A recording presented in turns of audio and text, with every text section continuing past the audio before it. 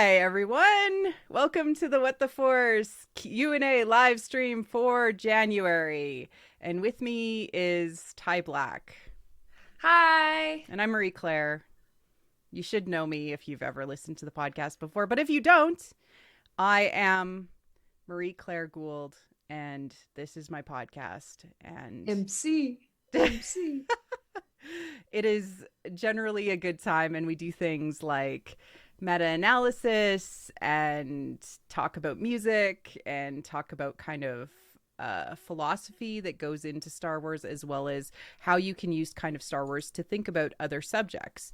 And one of the cool subjects that we're going to be taking on next week that I'm super excited about. So Monday's episode is on the multimedium is the message, and that is looking at Star Wars through the lens of Marshall McLuhan. Just to let you can join our community. We have a Discord. I'll make sure that that's updated in kind of the liner notes and everything like that after this, if you're looking for it after the fact, or you can find it via my Twitter at WT Force Show.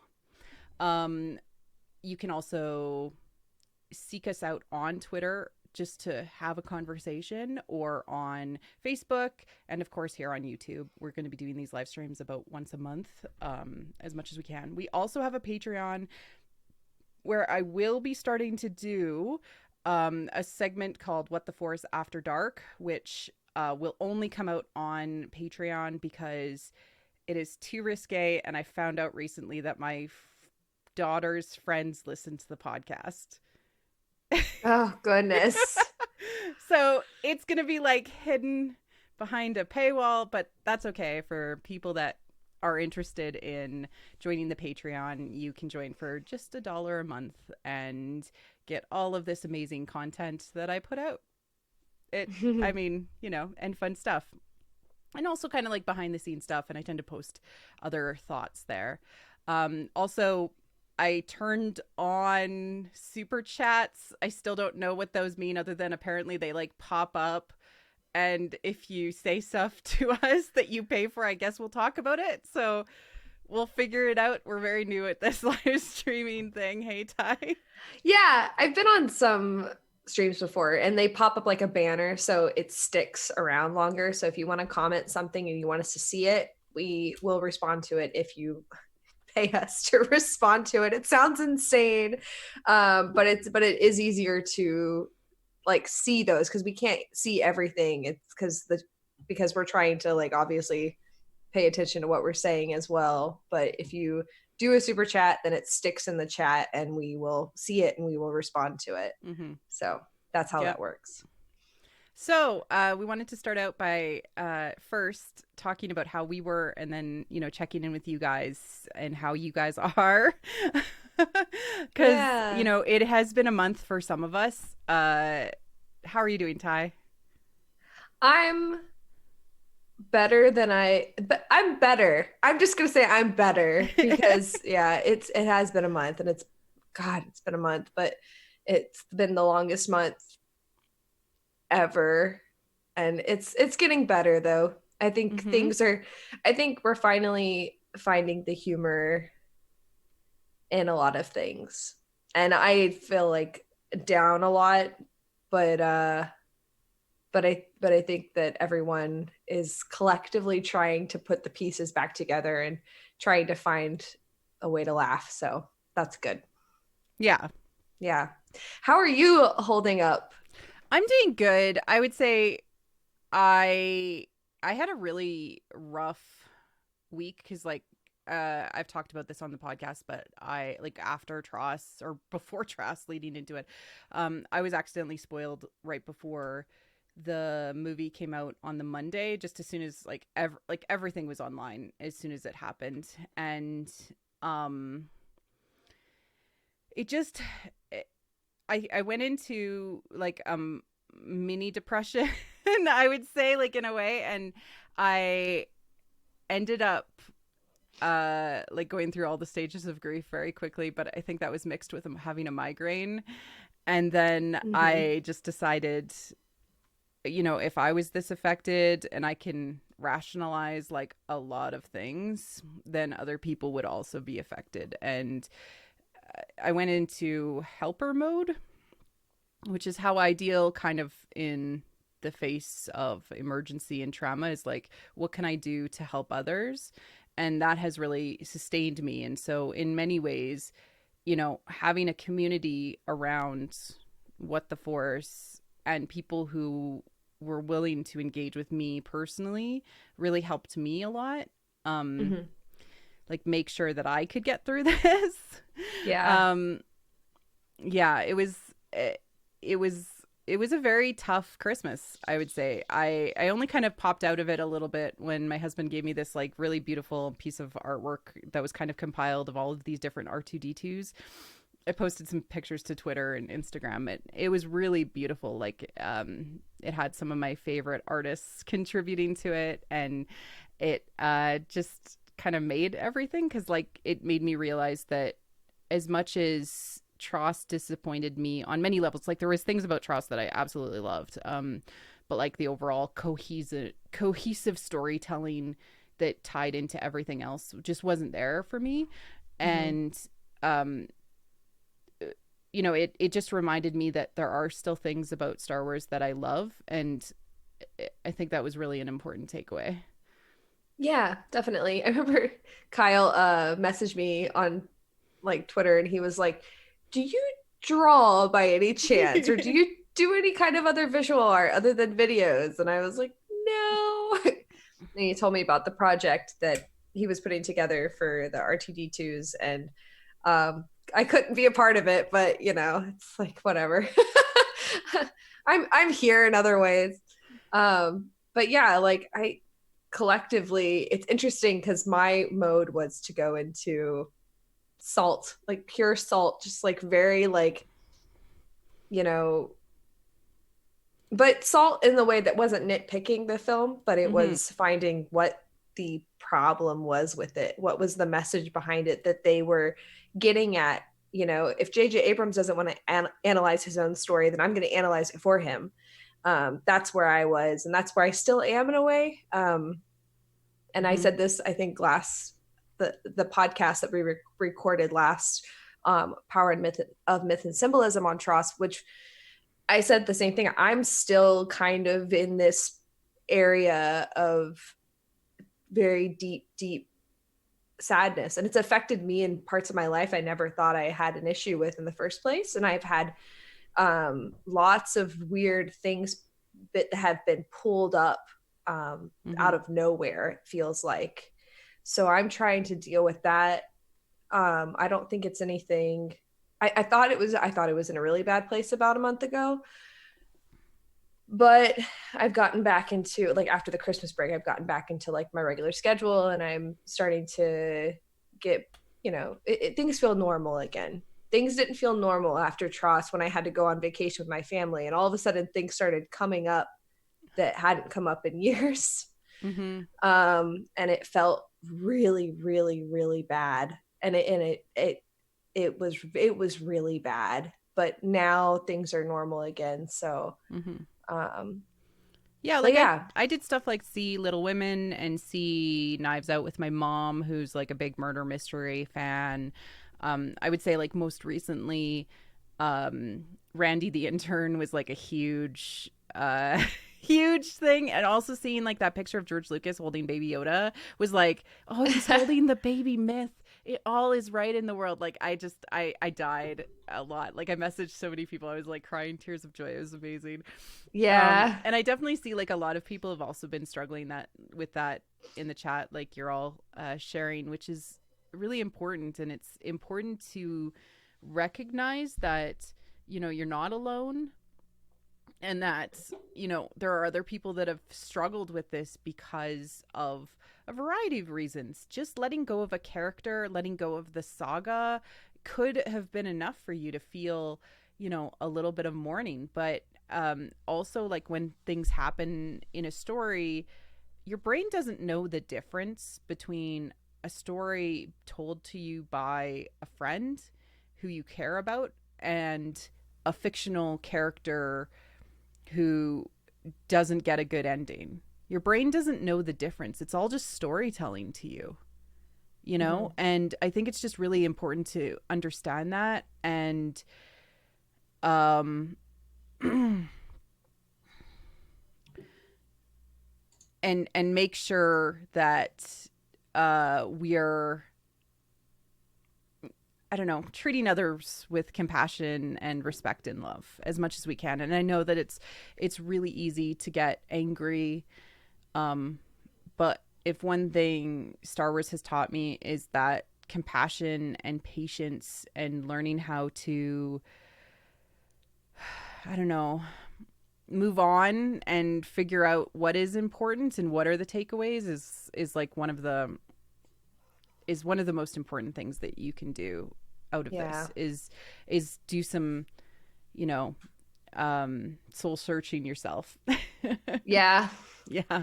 Yeah, and I think that's a big part of it is a lot of us are self-analyzing what got us into this fandom in the first place.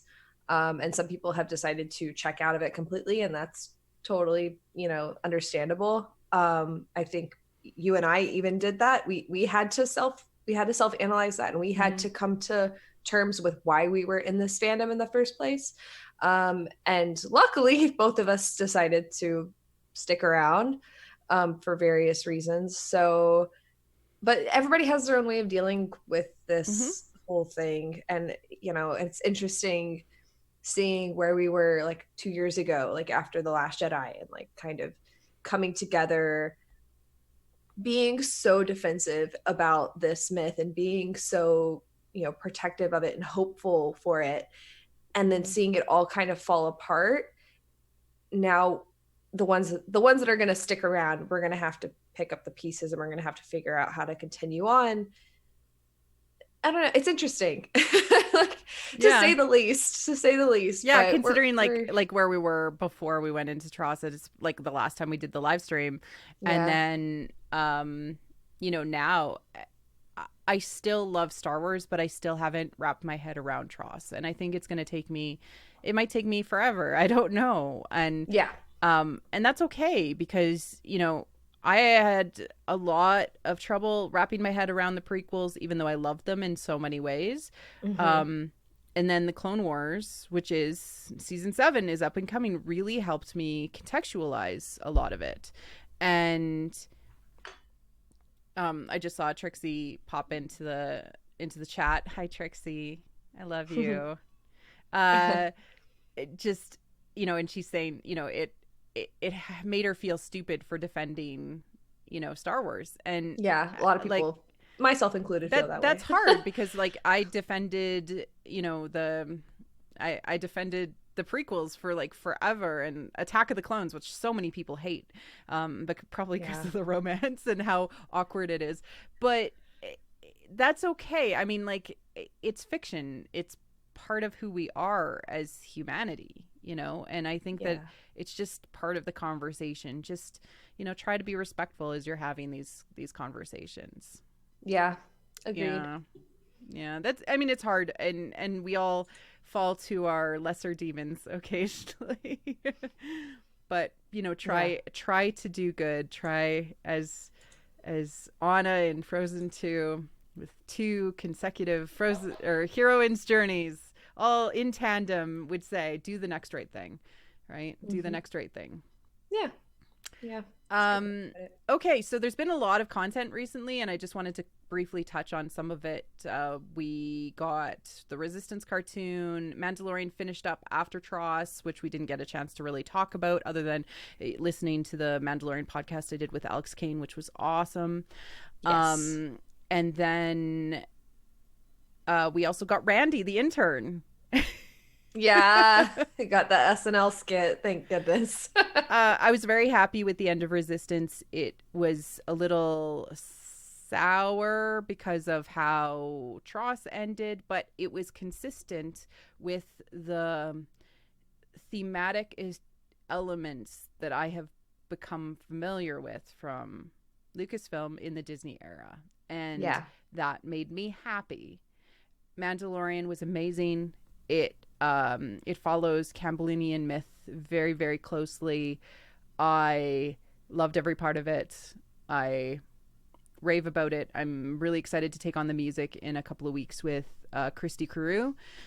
So that'll be a lot of fun. We might have to do a couple of episodes because there's so much good stuff to dig into. Yeah. Yeah, I can't wait to talk about that one with you.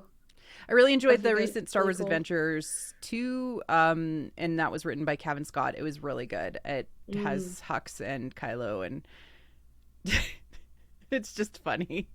It's just enjoyable. But Randy, the intern, I've already looked for a vest. I'm planning on doing the cosplay with a beard.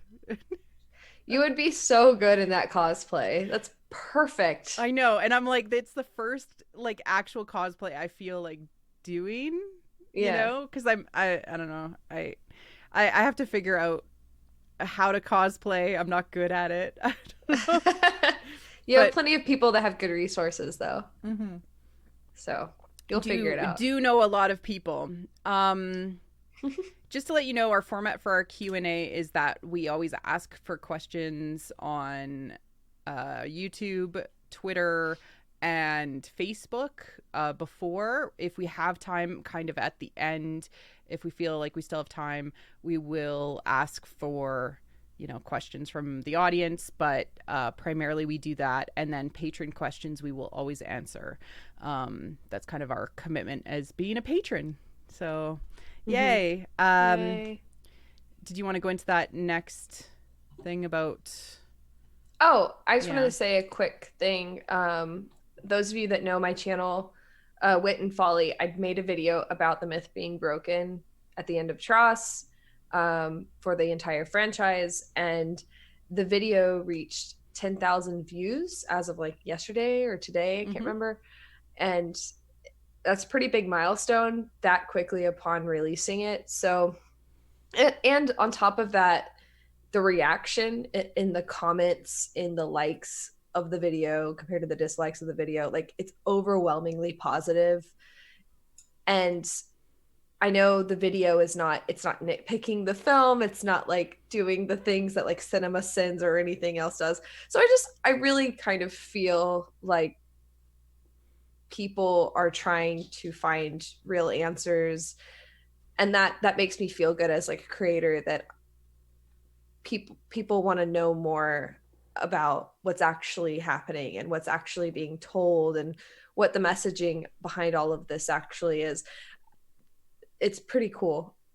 So yeah, I just wanted to share that. I didn't know if anybody had seen the stats lately on the video, but it was just like my other vids for a while, and then all of a sudden it just ticked up, and it has made me really happy to see so many people in the comments say, thank you so much for digging into this. Thank you so much for doing this analysis. And I'm like, yay, people feel the way that we do. So it's really cool.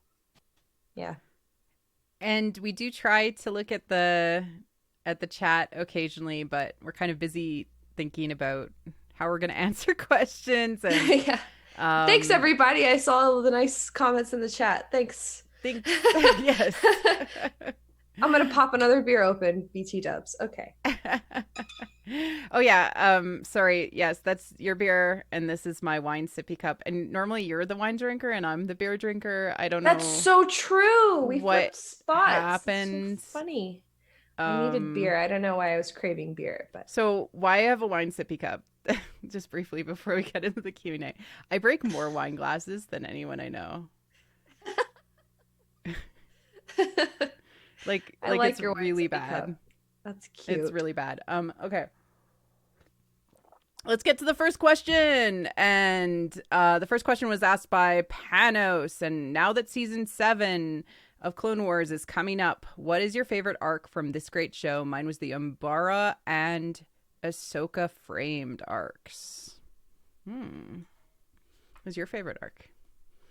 Oh God. The questions have been available for a while. I know. I've thought about it, but I like didn't come to like a conclusion with this one. I think it's probably the one where Obi-Wan goes undercover and like changes his it's like Morella Evol and what's his name? His name is Rocker Hardin. Yeah. Yeah. I haven't seen that. I've seen the clone. I've seen the Mortis arc more than any other arc, but that I think the one that Obi-Wan goes Undercover is my favorite. I have seen the Mortis arc so many times it made me crazy for a little Yeah. while. Yeah. Let me think. Oh boy. I love the clones so much. I think the Umbara arc is actually my favorite. Uh-huh. Um Other than the Clovis arc.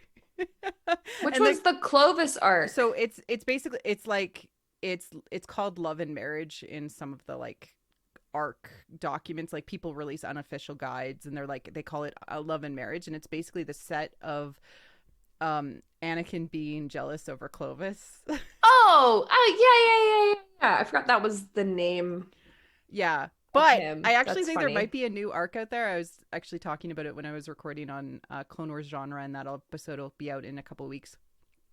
Um, I think there's one, if you actually cut out all of the like episodes to do with, oh my god, what is his name? Why am I freezing?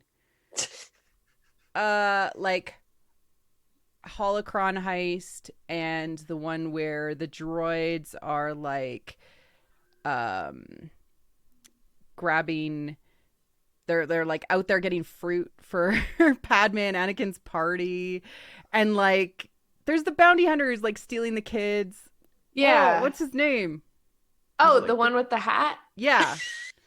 Oh, I know his name. I just have no The one with like, the yes, hat. yes. Yeah. I know who you're talking about. I Oh love that god. character. I'm so tired. I literally have only seen the show like one time all the way through. I've seen several arcs like repeatedly, Mm. like 3 or 4 times each, just because like that's how you watch Cad Clone Bane. Wars. Cad Bane. Cad Bane. Why? Yeah. Everyone, if no one goes back and watches Clone Wars that way, I would be very surprised. Like I can understand people that want to go back and rewatch from the beginning, like, but come on, like the arcs make that show. The arcs are so good. Yeah. Anyways, I Josh Johnson, Josh in the comments, Cad Bane, everybody, Cad Bane. Watch, we're gonna get all Cad Bane Marie Claire, responses why right can't you now. think of names? Cad Bane. Uh yeah. Incidentally, his Funko Pop is very expensive. We just bought it for a friend. It's funny. um That's so funny. yeah, so yeah, that yeah. I think that there's actually a Cad Bane arc if you actually like take all of his episodes back to back and watch them.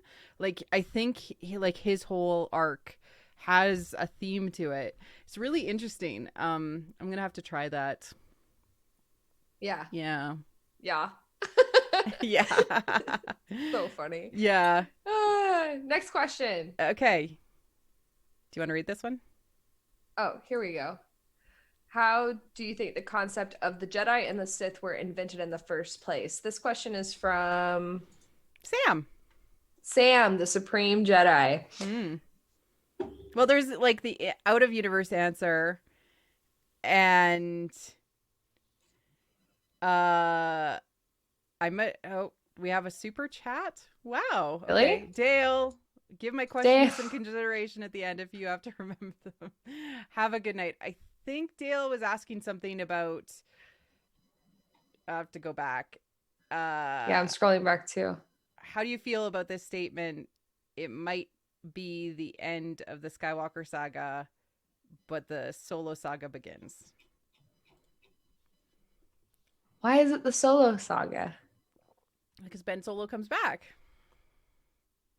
I'm assuming that's what that means. I personally do not think that they're going to bring him back. I don't think they're going to bring it back either. Mm-hmm.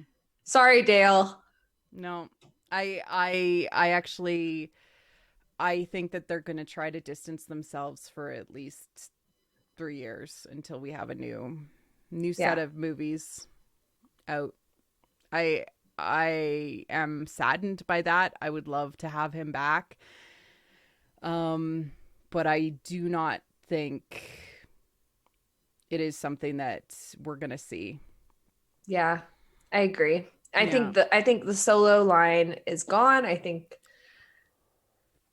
they did what they wanted to do. I think that was the end of the Skywalker saga, the end of the Solo line. Mm-hmm. But not that people shouldn't have hope. People can totally have hope, and I want people to have hope, but Yeah. From a writing perspective, I don't see how it's possible. There But are other ways to like complete the myth, and it would involve pulling on that dyad concept. Um, mhm. yeah, Yeah, but maybe yeah. not with Ben Solo, and No, not with Rey Skywalker. no. They would either be reborn or this is a new version of what went wrong from a long time ago. Yeah, Mm-hmm. yeah, that's what I think too. Which I Yep. would love to see still. I mean, honestly, I would love to see that. Yeah. Yeah, I think it's such a cool concept to have reborn kind of avatars of the Force that yeah, can come from anywhere. Even yeah. two former work colleagues who have their grandchildren eventually fall in love and one of them dies. Yeah, Yep. yeah. It's funny. So how were the Jedi concept of and the Jedi and the Sith invented in the first place? Well, George Lucas had an idea for opposing, a binary concept in his original script called the Bogan, and who were the Sith. Basically, they were bad guys. And I know Bogan means something um In canon now. in canon. Yeah. And it means dark side object, but it also means something to Australians. It's like a redneck type person, or like a, yeah, it has a it's it's that sort of concept. And then the Jedi Bendu of the Ashla were the light side people. So they kind of always existed in George Lucas's mind. And I think that I hope that actually we do get the Jedi and the Sith split in canon. So from that side of the storytelling, I hope we do get them being Hmm. told. Yeah. But Yeah. the idea of binaries has been fundamental to George Lucas from the beginning. Yes. Yeah. Yep. Bye, Dale. Thank you for the super chats. Hi, Dale.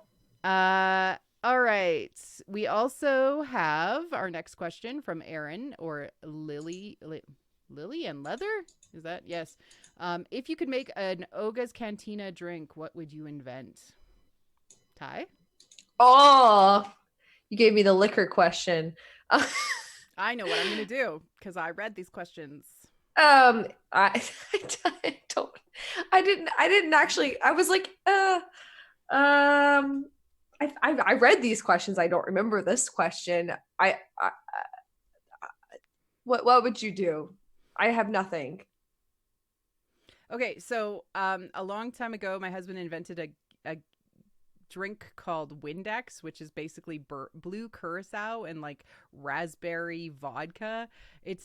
It looks like you're drinking Windex, but I would add in like gold flakes or something into it so that it was like Yeah. floating in there, so it was like blue and gold. I just think that would be really cool. Oh, I got one. Sure.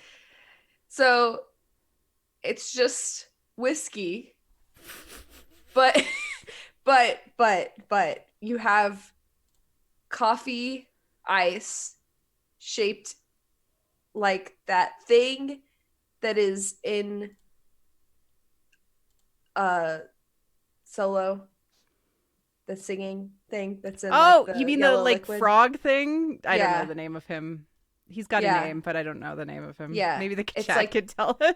that frog thing in the Yeah. in the yellow liquid, but The it's like whiskey but with coffee, like frozen coffee ice like shaped like shaped him. like the frog dude. Yeah. What about My a husband would a love that drink. martini with a olive that's shaped like a Snoke? Oh, you have to have like a bunch of them though. Yeah, like I like, but you like more Or than one olive. pickles. You Pickles get to carve pickles. Like, yeah, that'd be brilliant. with Brilliant. like, and it would be a pickled Snoke. Yeah, Yeah, literally. yeah. I I love think, it. yeah. It would, yeah, that's what you would call it. You'd have to call it a pickled Snoke. I mean, Or you'd call it a vat of sneaks. a vat of snakes. Oh my god. Okay. So funny. All right. All right. We have a question from Joe. Hurley, our patron at Hurley, what role do non-human aliens play in Star Wars, or what role do they fulfill? It seems to me that there's a lot of potential and meaning in a way that they are portrayed in relation to humans. I love this question. I think you got this one. You don't want to answer this one? You have a lot of thoughts about this. Especially, well, droids, right? Droids to me Yes. represent, kind of the lowest person from a rank perspective in the Star Wars universe. And so, like, how people treat them is really, really interesting to see. A sneak teeny. Oh my gosh. I love this. All right.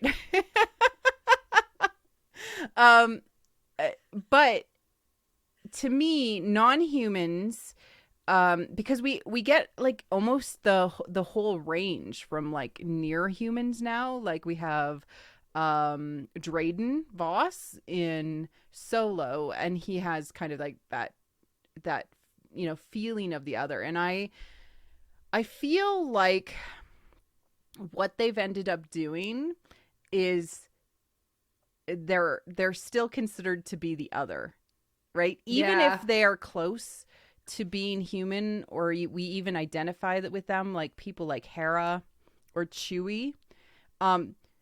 You'll notice that the trio was out on an adventure, but Chewie, C-3PO, BB-8, and eventually Dio were all along for the ride, and nobody considers them people. Yeah. Like when they talk about them.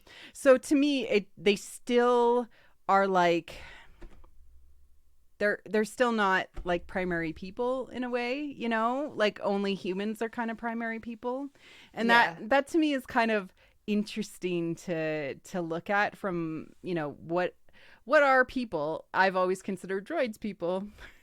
Yeah, you have. And I find that really fascinating. And the question specifically is like non-human aliens. So I know they probably didn't mean like droids, but that's the fascinating part, is that they didn't really maybe consider droids, because there's like a weird hierarchy of people. Yeah, or like living many people things. consider Chewie to be like the family dog, when really all the people are probably his pets, like because of how long he lives, like it's just, I don't know. It's just really interesting to see the play out of the other. I don't know that we, as viewers of the saga or of Star Wars, identify with people that can't be anthropomorphized. Yeah. If that makes sense. Like I had a good discussion with somebody recently about the Lion King new remake movie, and it's beautiful, but I couldn't connect with the lions at all because they didn't make facial expressions like the animation did. And I think that's like, the more facial expressions we get, the more we're able to view them as people. Yeah. If that makes sense. Yeah, it totally makes sense. I think we're able to view them as people as well more if they're in a book form where we can actually read their POV a little bit better. I think the recent Black Spire Outpost, there was one of those like little bat creatures, I think. I forget her name. But she was always like tinkering and engineering and things like that. And she was so cute to read from the perspective of like who she was, or to see her and identify with her. But if we'd seen her on screen, we may not have been able to kind of identify. Yeah, that makes sense. Yeah. Those are good stories for books, for sure. Yeah. Droids are people too. It's very true. Droids are people too. Did you want to do the next one, or do you want to do the one after that? Let's do the one after that. We'll do that one if we have time. Is the First Order still predominant in the galaxy after TROS? Absolutely. Yeah. So this was who was this asked by? Jan. Jan? Was that just Jan? Jan. Okay. Jan. Yes. So in Resistance, in the finale of Resistance, Tam is having a conversation with Elijah Wood's character, who literally I cannot remember names today. It was a long day at work. Sorry. Mm. But he actually says the First Order controls all major systems, and we are almost in control of the whole galaxy. There is not enough people to get rid of the First Order from a resistance perspective. There was not enough people to do suicide missions to get rid of the First Order in the galaxy. It's just not feasible. So inevitably, some sort of dictator or admiral or somebody would try to pull it together. They probably would be pretty ineffectual because it seems like you require the Force to control the First Order slash the Empire. But I mean, it would still end up being galactic civil war, at least for a really long time. I think. I don't think that the First Order would like surrender because they're so idealistically opposed. And that's where I feel like it missed some of the potential that Tross could have had if they had, had a transcendent thought about coming together and solving problems. Mm-hmm. And it basically leaves us with the war will continue on forever. Yeah. I hated that part of the end, the message that was the end, which was, oh, people are rising up all over the galaxy. Because what does that mean? Like, that doesn't mean that. Doesn't mean that they're organized. Like, that's part of. It's like a mob mentality to it's very anti-democratic too. Like, I hate to say that. Like, there's a lot of anti-democratic idealism in Tross that is very odd. It fits the American monomyth so well because it's the saying without the doing, but then also the violence of the doing without the message behind it. Like it very much bothers me. I have a huge issue with the way that it ends, but we all know that. We'll always have Jedi Fallen Order. Yes, we'll always have Jedi Fallen Order, baby.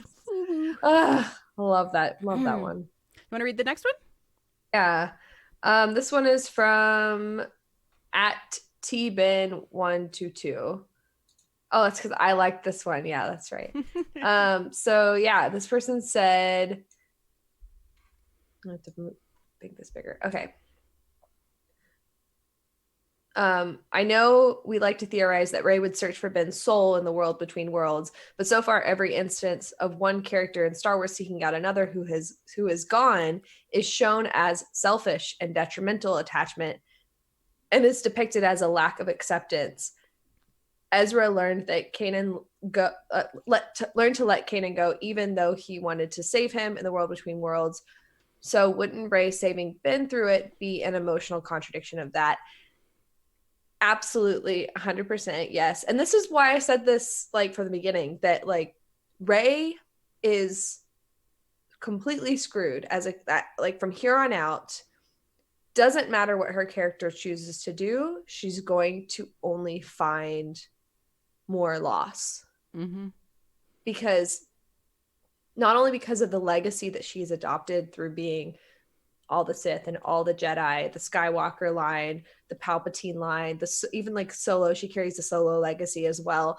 She carries everything with her. So that only sets her up for more failure in the future. And if she is able to not have only failure, if she is able to be this really strong Jedi, she's going to just become a nun and not be able to do anything. She's going to be completely they won't allow her to do anything because she's too powerful. And this is what you get, is this scenario right here. She's going to become too powerful. She's going to want to bring Ben back. She's going to want to save people who have died. And that's a contradiction.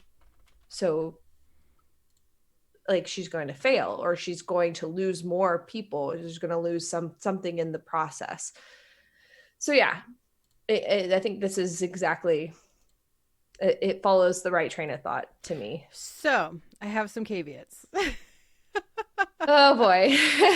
Okay, so Storytellers can get away with this if Ben voluntarily is there and can acknowledge that he is trapped and wants to be found.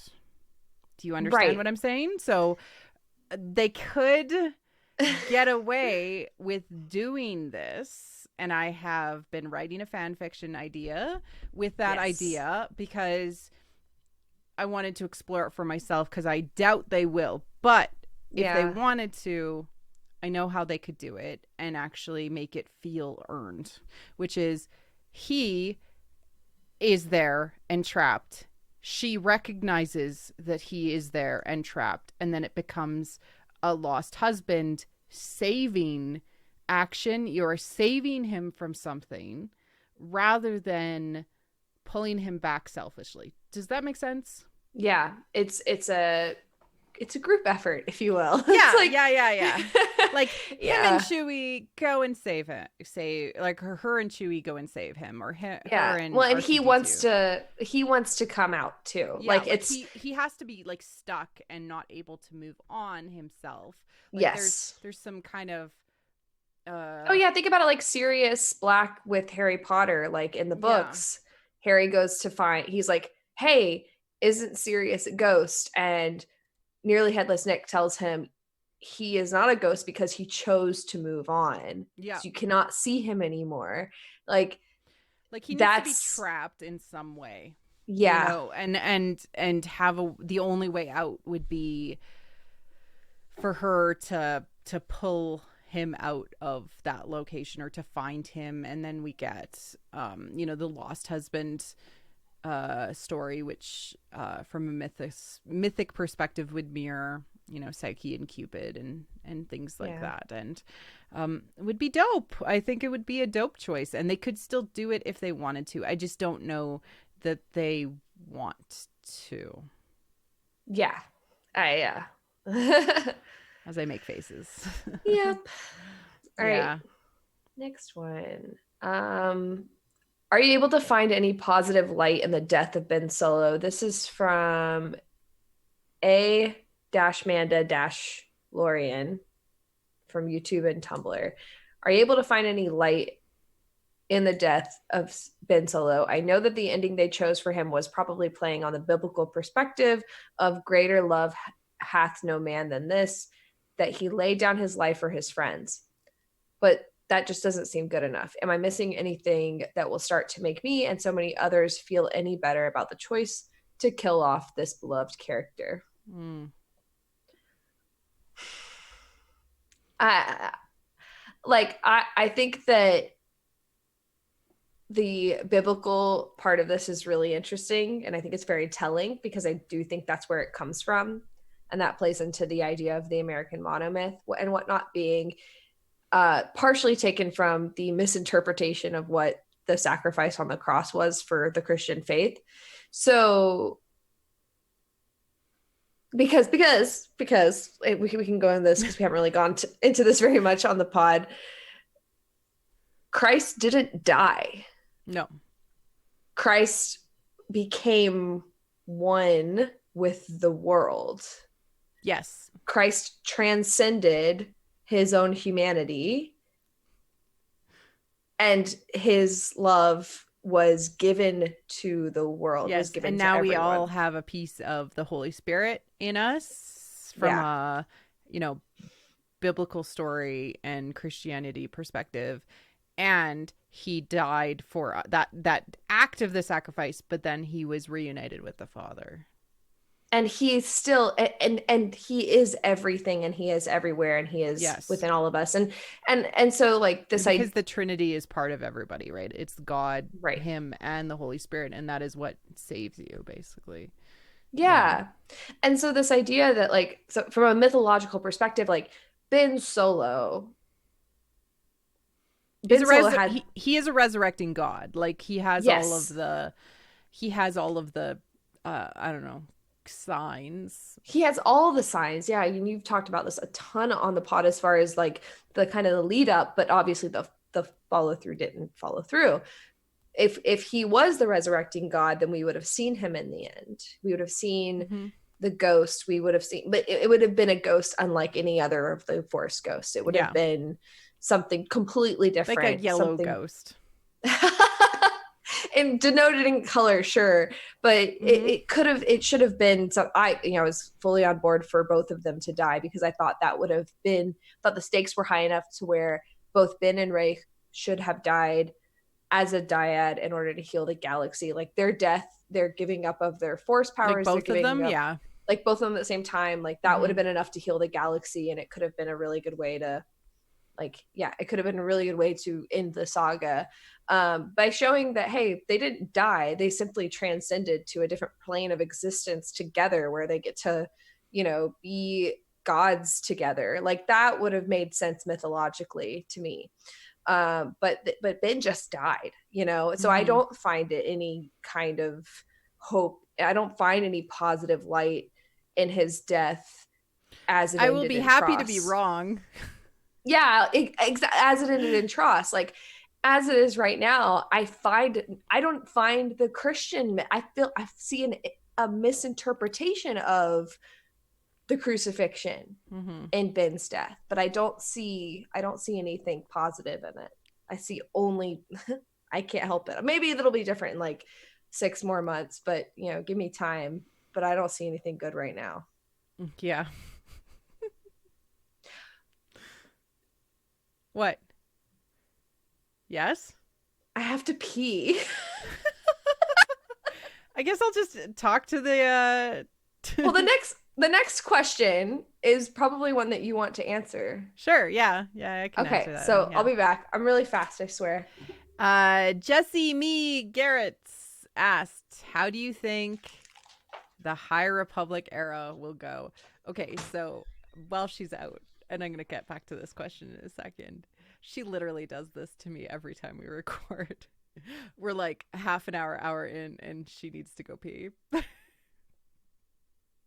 Okay. So how do you think the High Republic era will go? It's so funny because like I still haven't gotten used to the concept of the High Republic, and yeah, it might be that we got Project Luminous and it's going to be the High Republic era, or we're going to get something else, because they keep on hinting, at least in all of the written forms, the comics especially, all about the High Republic. So the High Republic, I think, is the renamed version of what the Old Republic was. And I really hope they play up the concept of it being almost like the Middle Ages or like the Renaissance in a way. I think that would be a really interesting artistic and storytelling choice, like where, art and philosophy and costuming and like set design and like everything looks maybe beautiful, like the prequels, but like extreme, like everything looks super art nouveau, or there's beautiful murals everywhere, like everything that we love about the prequels era, but like amped up to like 11. I would love to see that as the differential. I would also love to see the High Republic accentuating things like knights, and like we have a lot of like monarchies and like Count Dooku, Queen, Princess. Like I feel like there's a lot of potential to make it very courtly. Yeah, and I love that. Like, yeah, I would Count love Dooku that style. Yeah, like Count Dooku style was so cool. Like Knights of the High Republic, and like what is it to be a knight? And I've had some really interesting conversations with creators previously about like that rule about not getting married or having relationships might have just been a dogmatic rule of the current ruling parties, and we know that we're going back to a time before Yoda was alive, so perhaps we will have even different rules. And I kind of love that idea, courtly love, knights, and royalty, and like all of that. I want it to be like the Middle Ages / Renaissance of Star Wars. Yeah. The potential is already there. It's Arthurian really, legend really cranked up cool. to 12. Yes, Josh. Yes, yes, yes. Yes. All Yep. right. Um, from a mythic perspective, oh, I like this question. So this is from Isabel. From a mythic perspective, what are the meanings of Ray's fertility necklace at the fire festival? Ben ripping the necklace is hot, but in hindsight, I don't like to think about it and what it means for her journey because in the last scene, she buries the sabers wrapped like infants in a barren desert. I love this because like everybody's on the same like thread. If you're involved in the Raylo fandom at all, like you've already analyzed the crap out of this movie in the same way like everybody else has, basically. It's so funny. The fertility necklace and all of that seemed like such a strange thing to me because I think that and I literally had to go seek out people who liked this film to see like what they thought about this scene, and what they think about the scene is that it's supposed to show Rey wanting to protect the children of the galaxy and Oh, willing to sacrifice. That's why she apparently is willing to sacrifice her life at the end, because in the back of her mind she has the children that she saw during that time, which I think is I obviously I don't like that, but um because again, she's given the fertility necklace, which is supposed to mean that she's the mom. Moms, it's not something that we see a lot in media. So I don't understand where it's coming from. Moms don't sacrifice their lives like that for dads children do. that they don't have. Yeah, dads do. Guess what So happened in this movie? Oh, I'm just yeah, and like that, yeah, Ben was never coded as a father. kidding. He was coded as a Christ figure. So I don't know, or and plenty of other things too, but like to get as close to that myth, I mean, he was a Christ, like he was a son. Ray was coded as a potential mother. So I don't get I don't understand it at all. So that's my best answer, is that they thought they were doing something that helped illustrate why she sacrificed herself. I think that's the best answer anybody can give. But that's obviously not how it came across to us, because, a lot of people were watching that scene and going, oh, like Ben is involved. She's wearing a fertility necklace, which again, we knew that from the dictionary, but that was a dead giveaway from the girl that gave her the necklace, and then the children that were there, and all the symbolism was there, and the fire was Yeah, there, they were supposed to which have sex and have babies, and the Fire yeah, Festival is reminiscent of Hidden Fortress, a yeah. celebration of life, which is supposed to give you the secrets to what is worth living through What is worth efforts. living for, What is worth living for?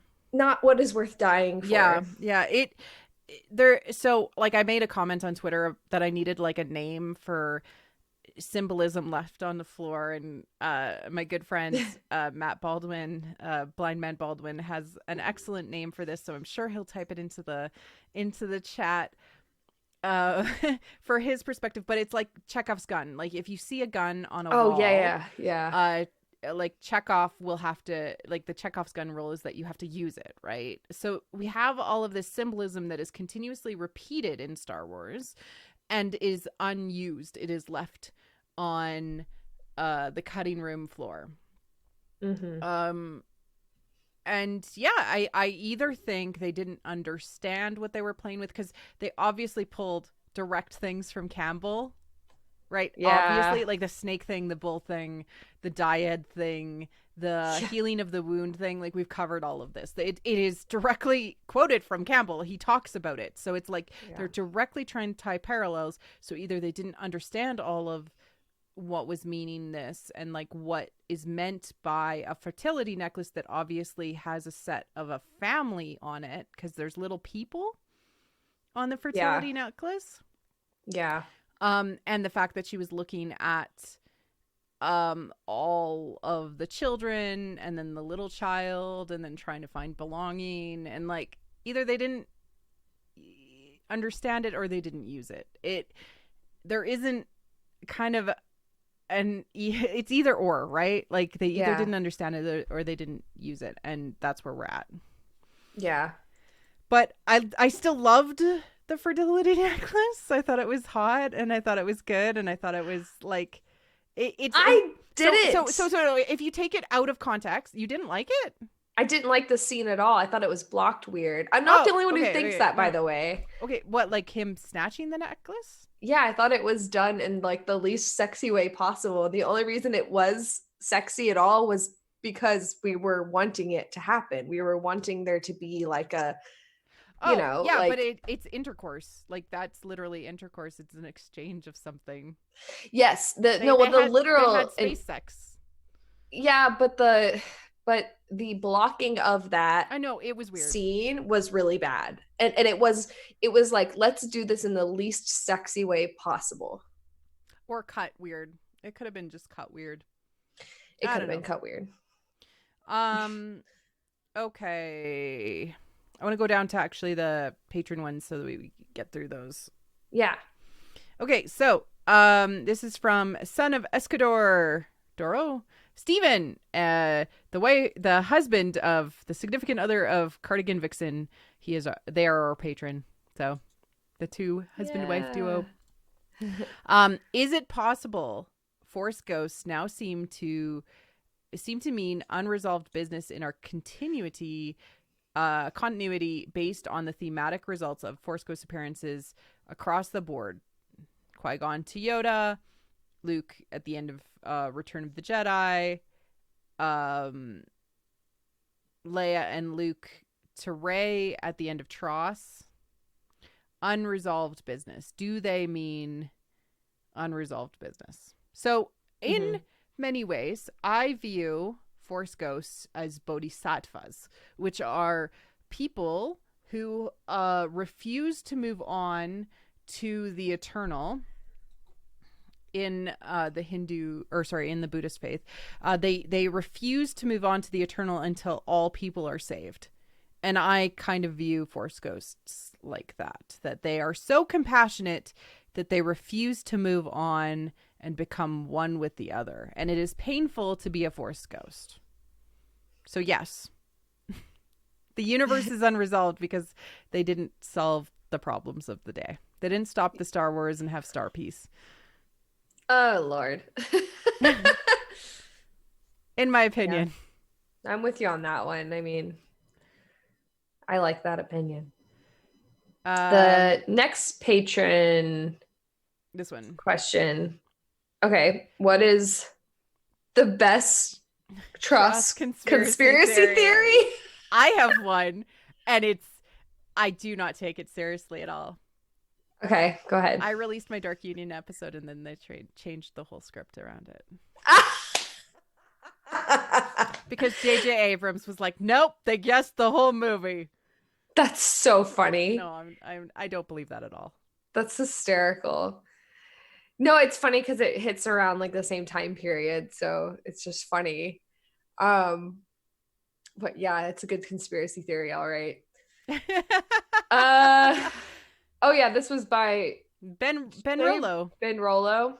Mm-hmm. Yeah, my apprentice. Your apprentice. My apprentice. I love him so much. Yeah. So my favorite trash conspiracy theory is actually, it was kind of like light around those lines as well, but that they. Actually, I'm gonna go with the conspiracy that Terrio and JJ were horrified at the reactions to the previous film, and that they were trying to correct everything, including all of the sins of all the previous films, all of them, and the sins of JJ Abrams's The Force Awakens. So yeah, that's my conspiracy. That's my favorite conspiracy theory. And it's one that I think it might be subconsciously true in a way, but I don't know. My favorite conspiracy theory is that they literally sat down at the table and were like, how do we fix this? So yeah. Yeah. How do we fix this? How do we make, and I would say that that's not out of character for JJ. He does like to solve Yeah. problems, that Yes, he he does. perceived problems. He doesn't trust story, which is unfortunate. Yeah. Yeah, it Mm-hmm. is. I'm starting to see that now. I actually just thought of something from an earlier question, which is the High Republic era. I also think they'll pull in uh more pure versions of the Mandalorians and like the code of honor, I think. And they could do like a force, or like the force users Jedi as the opposing clan of the Mandalorians, and like really play Ooh, that up from a different sect perspective. I like that. Yeah. That's cool. Yeah. Um all right, next question from Blind Man Baldwin, who is one of our moderators tonight. Thanks, Matt. Thank you, Josh, as well. What? Josh Johnson, for moderating the chat for us and keeping up the, everybody in there. So, Matt, you said, how is the force balanced now? As the films seem to imply, you jerk. It's not. It's not. It's not. I I mean, I read this question too. I was like, Matt, you come just on. want us to say it's not. It's I just not. wanted us to Because, say it. like, balance in the force is to find transcendence. And it's Yeah.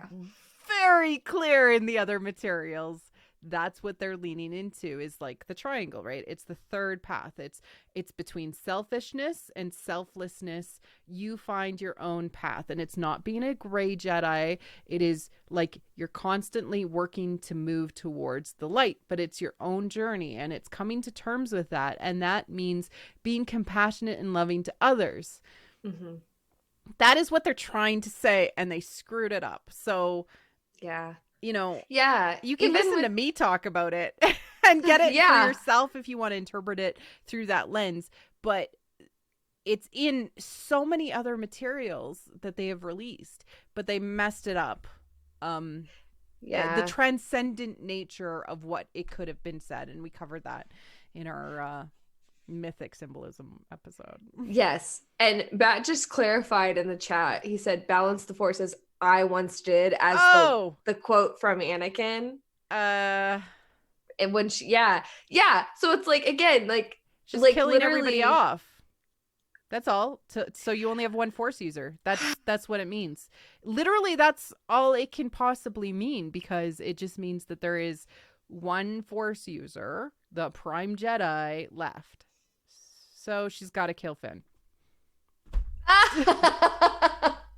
Oh, sorry, I didn't mean to laugh about that. Oh God. I'm just Uh, kidding. I'm just kidding, because that would also mean she's got to go on her. Well, we've already talked about how Tross is her villain origin story, and how now yeah. she's got to kill Broom Boy and Finn, and Because like, she's like Lucifer. She's got Lucifer's backstory now. yeah. Congratulations, Daisy Ridley. They're gonna bring you back and they're gonna put you in hell. I don't know. Anyways, It's so weird. it's very weird. I definitely like yeah. No. I'm not even gonna go there. The force is not balanced. The force is not balanced, and they don't want to balance the force. That's like literally Mm. like Disney doesn't want to balance the force. Or not just Disney. Like I think that the creators come into the space and they see what they have to deal with and they go, "Oh no, we can't complete Transcendence. anything." Yeah. I saw Transcendence in the movie Abominable. Yeah. So Oh, you and can do it. with Luke's this is I was thinking about this too. Luke's death was not a death. Luke's death was a Yeah. transcendence.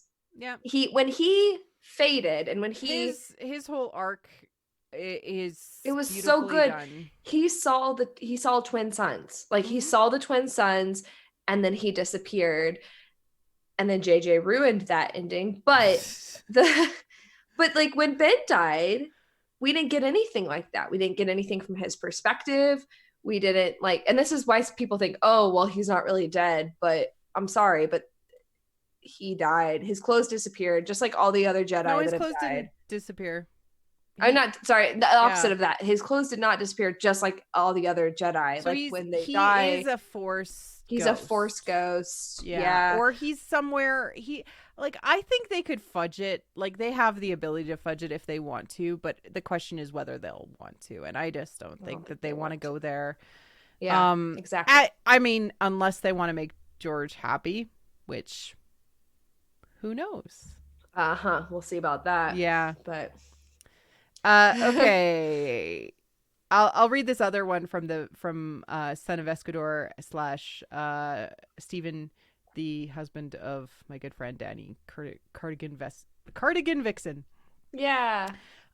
Why don't fan fictions why don't fan fiction writers have their own organization like the 501st and Mando Mercs? I like this question. I like it a lot too. People should make it. You know what's funny about this So though is that it used to be zines. Mhm. It used to be with fanzines. Mhm. But then when AO3 was created, people had a way to connect with more people, and they could do it even more anonymously. And I think that's the kicker. I think that the anonymous portion of that in writing fan fiction is really, really, really important. It's not when you write fan fiction, you're dredging up a lot of your own stuff. potentially, right? Yeah. I'm not talking about just smut. Like obviously that's its own thing, but any kind of fan fiction, the consequence of being told that you're writing Mary Sue's, you're writing self-insert characters, the consequences of being criticized for your writing, totally different than being in the 501st and being helped. You know, when you had James on your show talking about that, he talked about how the community would come together if the person had to have their armor done at the last minute. The whole community comes together to help them finish their pieces. And that's not something that exists in fan fiction. That kind of community doesn't exist in the same way. Yet, I do think it can be transformed. I think it can be as well. And I would say, yes, the anonymity aspect of it, especially with fan fiction that leans into more mature. I think Transformative Works, the Transformative Works organization and AO3 have done more for uplifting the voices of women and men, and all people who love to create transformative works. I think that organization was leaning into the fact that we needed something like this, and I think it's amazing. Yeah, a lot of people don't know that, by the way, that the behind the AO3 platform is the transformativeworks.org. Yeah. Right, Organization of Transformative Works. It's a pretty big thing, and they have like their own Twitter page and stuff, and they have their own Facebook page. They do events. I've been wanting to get more involved in it, but I don't write a lot of fan fiction. But they do a lot of other things too. They act in other areas. Anything that's transformative, they try to protect. So they do, like, every year they release like a list of works that are now in the common domain, public domain, so that you can now use any of those works without having to worry about getting sued. So they do that kind of stuff. So it's really interesting. But yeah, I would say it's open for the taking, and I think that we as community should support that. If somebody wanted to create an organization by which, you know, it was uplifted and celebrated, and I think that we're getting more of that. We're getting like Smut Hut, and we have Raylo's Reading, and you know, I think that like more focus on transformative works and building a community around it would only just solidify it more. So I just want to encourage people who are active in that community. All you have to do is create a society. Like, you just create a society and you start running with it, and you give people membership, and you have bylaws, and you just go with it. Yeah. Yeah, and we're seeing something weird that's happened like at the end of the saga, which is that a lot of guys in particular are trying to rewrite the end of the saga, and they're doing it, and they're trying to do it in a way that they pull in a group of people to write it. And I've seen this pop up in various different ways Mm-hmm. on various platforms, and I've seen it. It's totally different than the reaction of The Last Jedi, where it was more committee style. These guys would be like, okay, we're going to have a committee where we decide how to finish off the saga. This is more like guys are saying, hey, I want to know what the Raylos wanted, and I want to help write that. And they want to try to organize a team of people to write it. And it's very interesting to me because it's like this combination of like this masculine way of looking at getting something done, and then the feminine way of looking at getting something done. And so I've had these guys come to me who have said, hey, what do you think, what do you think about this, like what do you think should happen? And I'm like, dude, go on archive of our own and see that there's probably already like 100 fix it fix Yeah. up. Then you can see exactly what women wanted, and Yeah. because that's how women deal with We were it. way ahead of you. Like we have the art. Yeah, we have the comics. Yeah, You know. everybody's already done their own thing, and it goes to show you again, it's the anonymity of it. The women are very like, they keep to their insular And there groups, are guys who are but doing that they're as well. Like I yeah, know Alex Kane wrote like 2, and he's working on some other stuff. Like I know other people like Chris. I know he has done some stuff with a group of people, and it's more like they're planning on writing fan fiction and working yeah, together and everything like that. But that's okay. I think it was just like some people who were like figuring out what fix it fixed were for the first time was a little like, oh, it's okay, it's just this already exists, we already have a way. yeah. We've been doing this for years, we've been disappointed for years. I think that a lot of guys don't want to be told that what they're doing is fan fiction, Oh because fan fiction has such a negative connotation. You know what I mean? yeah. It does. Like No, a lot of it like, does, yeah. yeah. When I remember making fun of 50 Shades of Grey because it was Twilight fan fiction. I remember when that was going around, And yet it was every made time. into a movie. Yeah, every single time it was brought up. Oh my god, Yeah. did you know that was Twilight fan fiction? Like me trying to sound cool, like I'd never read a fan fiction in my life, you know? And it's stupid. The negative connotation that is associated with like the fan fiction world is so frustrating to me. I want guys to recognize that what you are doing when you formulate like a committee where you decide how you're going to rewrite this film, that's fan fiction, and it's Even not if it's a got a bad committee. thing. Yeah, Yeah, it's yeah. yeah. Even if it has a committee, it's not a bad thing. Like, but what the thing is, you're not going to make a better story than anybody else just because you have a committee, or because you're trying to please a certain portion of the fandom. It's just fan fiction. There's 1,000 different ways this movie could have been more satisfying than what we got. Thousands of different ways that each plot point could have been handled that would have been more satisfying. So XP. Sorry, I just saw this comment. So some people didn't like 50 Shades of Grey. I have read it. I watched 2 of the 3 movies. Me too. I didn't read it, but I watched 2 of the 3 movies. I've read it. It's fine. It's actually fine. kind of tame. Yeah. I like Anna. I like the girl who plays, oh god, what's her name? Like the girl in the film.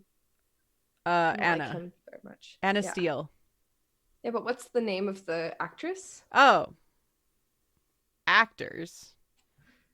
Here, I'll look it up real quick. So I don't 50 know. Shades of Grey. I'm making all these faces. It's she's the daughter of Dakota Johnson. Oh, yeah. She's Yeah, beautiful. She's amazing. She's And hysterical. She's a good actress, yeah. She's so funny in that movie. Anyway, sorry, not to get off. All topic. right. From Emily or L Gold02 on Twitter. If you could distill Star Wars into one central theme, what would it be? Why is it the theme that is so important to our lives? It's difficult. It's a difficult question. um, I'll give the one that actually as of the end of Tross, I think that the central theme has been changed a bit. But I think that the one that you can still pull from Tross, even Tross, is to lean into the light. Yep. And then you will find what the right thing is. Like, the idea is that you will not necessarily know what the right thing to do is, but if you lean into the light, Mm-hmm. then you will find it.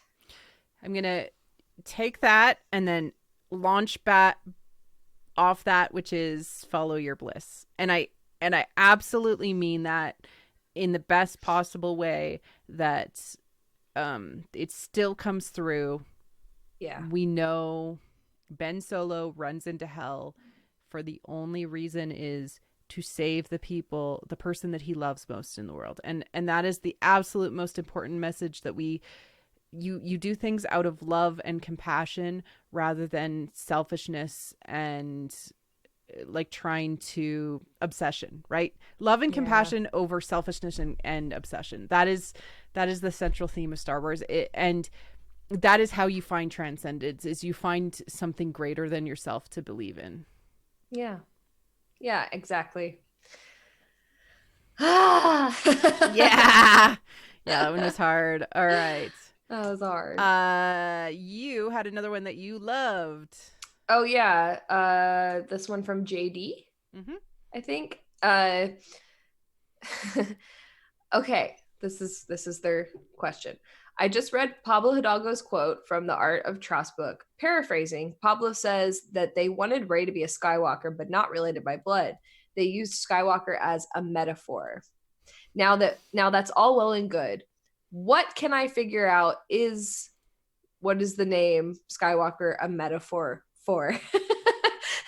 So the question is just what does that mean when Hero. Pablo says that? Yeah, I mean, that's probably what it means To Pablo. Yeah. to Pablo. The hero of the hero's journey. The central person you're supposed to identify with, who completes the journey. I mean, that's what they're trying to say. But the Skywalker legacy is one of failure. it's one of martyrdom, and it is one of sacrifice. It is sacrificing yourself for your loved ones. Yep.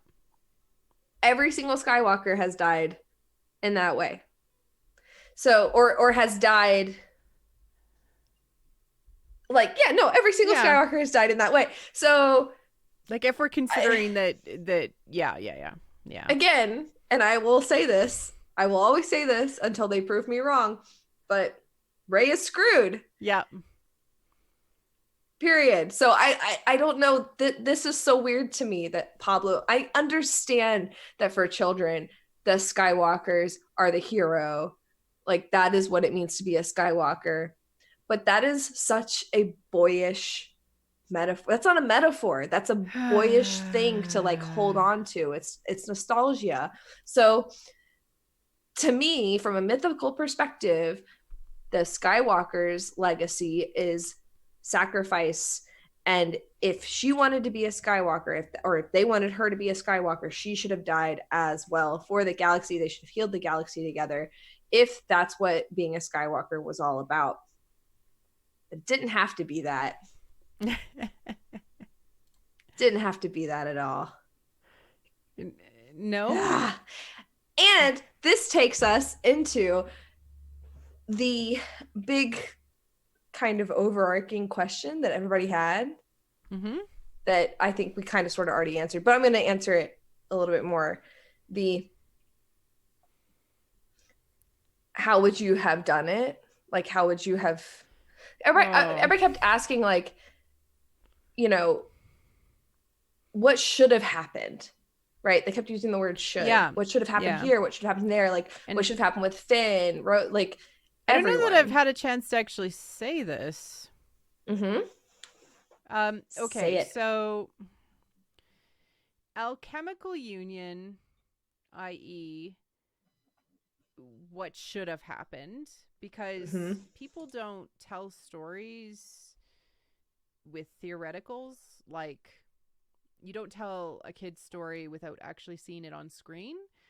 Um, the combination of like the masculine and the feminine to create the transcendence, which is what we were trying to go for, right? So we have the good and the bad, and we have the light and the dark, and we have the male and the female, and in the middle is the transcendence, right? It is the third way. It is what they Yeah. were going for. And you get that when you physically see two opposites in union and walk out together. And that could have been them both dying and choosing to sacrifice themselves, like Ty has said could happen.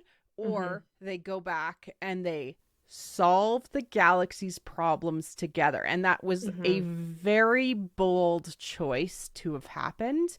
Mm-hmm. I know that it was probably very hard for them, and they probably should have made it, because what it says is that together we can overcome our differences if we choose love. Yeah. That is the entire point. You And by choose overcoming to our love other differences. people Yep. instead of hating them. And instead, Tross ends with people hating each other and killing each other. And misinterpreting what was actually a romantic kiss on screen as being like, oh, that wasn't really romantic. And they just did that to please the fans. And they did there's nothing that came out of Ben and Ray loving each other at the end of the day. He could have saved her because they were related. He could have saved her because he believed that she was a better hero than he was and that she deserved to live. Mm-hmm. The romance was not the saving factor. Yeah. And they could have another way they could So, have. and it only becomes transcendent when you say something like love is more powerful than the potential of death.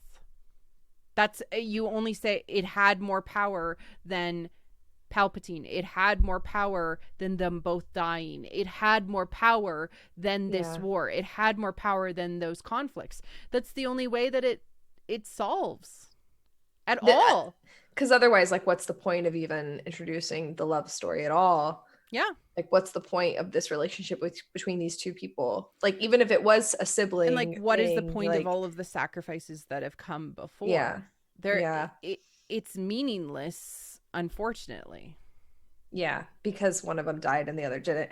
And another way they could have kept these two together was they could have relinquished their force powers, and it could have been like kind of an Avatar thing where, you know, take away the powers of these two individuals, Mm-hmm. have them live as normal people.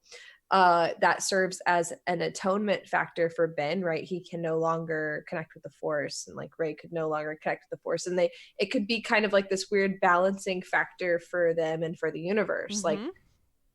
we give up our power so that we can save the universe, and we will forever live but we'll be together. We'll live together, and we will love each other, and that is also saving the universe because it's showing people that and like, they're going to show how to walk out of the darkness, right? Like, that was the most yeah, important thing that is missing, and the elixir that was missing was Ben and the First Order want to control the galaxy to make it do what they want it to do, right?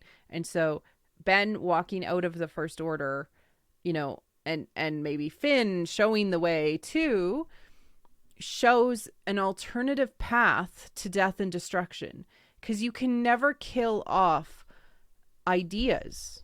yeah, You can only change people's minds. And you can never kill off evil. And Blind Man Baldwin and I, Matt and I, have had so many conversations about this, and we were happy that Rey offered compassion to Sheev, but you can't kill the evil inside of you. You can only seek to understand it so it can't control you. Like, and you can't kill all of the evil that's in the galaxy that might believe what the First Order was saying. I mean, think about how easy Tam fell to the First Order. Yeah. Think about how all of these kids who were like recruited in and weren't just indoctrinated into it. Like, the message is muddy, and that's the truth, you know. It is.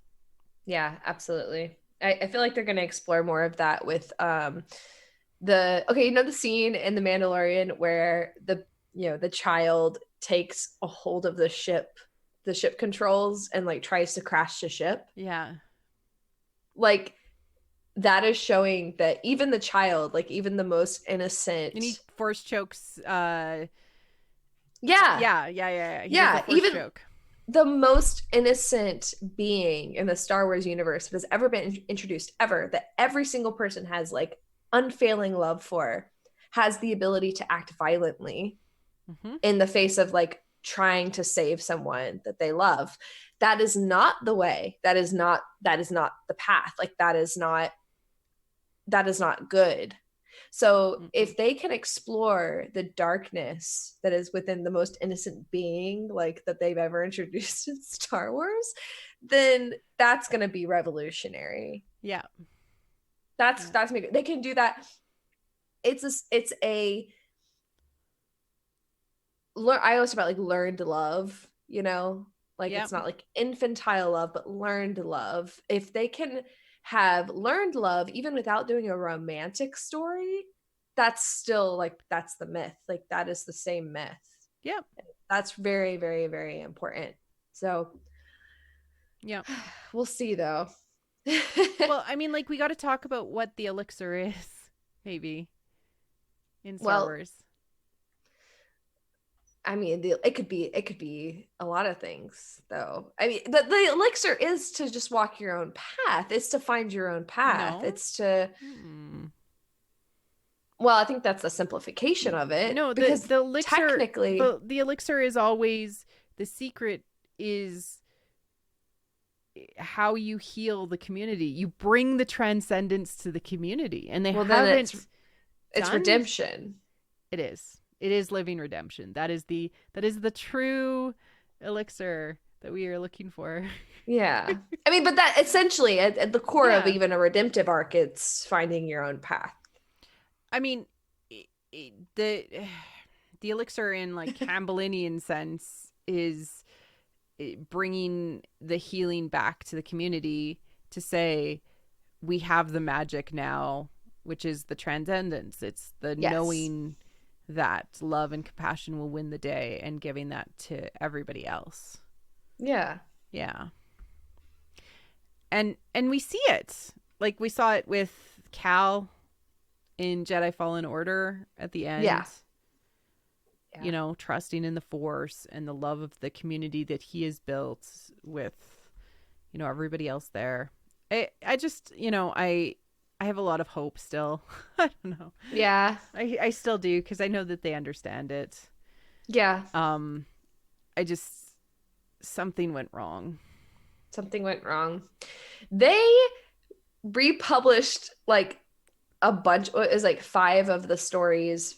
It's 4 or 5 of the stories within the Legends of Luke Skywalker book that were put into that manga. Yeah. So not all of the stories that were in the what's book. missing is the Ready story and Fishing in the Deluge. It was just those 2. Okay. I thought it was just those 2. I was surprised they didn't include Fishing in the Deluge, because I thought it would make a beautiful manga, but they did not include that. But there's a reason why they that book did not sell very well. Legends of Luke Skywalker? Yeah. Yeah, I know. It's my favorite. So I'm like, you know, it was, and it's obviously one of my favorites, but when they made it into a manga, it was signaling to me that it was important to Mm-hmm. the story. It's important to the myth. So I don't know. Somebody there gets it. Somebody there in Lucasfilm gets it. Um, I've been like an advocate of the Legends of Luke Skywalker, and if you haven't read it or picked up the manga, you get the my two favorite stories. I love Fishing in the Deluge too, so you should definitely read that. That's Um, everybody's favorite. It's it's everybody's not mine. favorite. It's not mine either, but I think it's really good. Fishing in the Deluge is very good, but I Droid and the Big Inside. Yeah, yeah. Those two are in the manga. So Yeah. yay. And the Big Inside is absolutely glorious. Like it is beautiful. And iDroid converts perfectly. They did a great job. I would Yeah. say the Starship Graveyard is less converted because there's a lot of like, was this real? Was this not real? In it. That was also something that came out this month. Wow, there's been actually a lot of releases. Um, Yeah. yeah, yeah, and Interesting. Lugubrious Smoke converted really well too. It was beautiful. Yeah. I just think that Starship Graveyard, there's something about the characters not questioning of reality of whether that was actually Luke or not that just doesn't play out well, Yeah. in the manga. And like the visions that they see he sees like on the ship of like Luke being like this huge giant pulling ships out of the sky, like it doesn't play out that way in the manga. It's just, I don't know. They were It trying to make it more of a we're all Luke Skywalker story as opposed Yeah, to it the literally changed the story in yeah. the conversion of the media. Yeah. Interesting because they don't, and this is something to be said, right? They don't usually do that in No, Star Wars. They don't no. usually take a story, and that's why everybody's like, oh, we want to see a live action like Clone Wars, like we want to see like a story about Ahsoka, but live action is Well, like they're they do not that with gonna like do the that. movies, and then they'll convert them into like books, and they'll convert them into mangas, and they'll convert them into comics. Like they'll Comics, yeah, do, you know. but that's like a I don't know. That's different. It's so I feel like it's a little different because like I can understand them taking a film and then making it into a different medium, but they took like a book and then made it into a manga. That's like telling me it matters Yeah, like so they much did that more. with Lost Stars and Princess Leia of Alderaan, and this. With Lost Stars. Yeah. I know that. And they've also done it with Thrawn. There's a Yeah. Thrawn comic. But does it have the same story that was in the book? Yeah. Oh, okay. Interesting. I mean, you could hear Thrawn monologuing, or you could just watch him look at people. It's Yeah. easier to read, in my opinion. That's funny. But I think the conversion to manga was very good. Yeah, I like the manga. It's great. Yeah. Okay. Sorry for that tangent. Last question. Actually, last two questions because we got two. Okay. Let's do the first one first. When/how did you first get into Star Wars? Mari, Raylo my Halo on Twitter. Raylo my Halo. I'm gonna open another beer while you give your. Oh, how did I first get into Star Wars? Yeah. Okay, my dad was a huge geek, and he also had a doctorate in philosophy and was almost like a Renaissance man from a interest in pulp fiction. Like he used to read pulp fiction when he was a kid, and he was really into science fiction, and he went to go see Star Wars opening weekend and was like, huh, this Vader fellow is a very complicated villain, and kind of watched all of the episodes, and then I was born. Yeah. And it was the Passing first. it down. Yeah, it was the first movie we really owned on our Betamax machine. I he would play, we had all of the LPs, so he would play like the soundtracks. And so like I grew up listening to The Empire Strikes Back, especially because I really loved the Imperial March.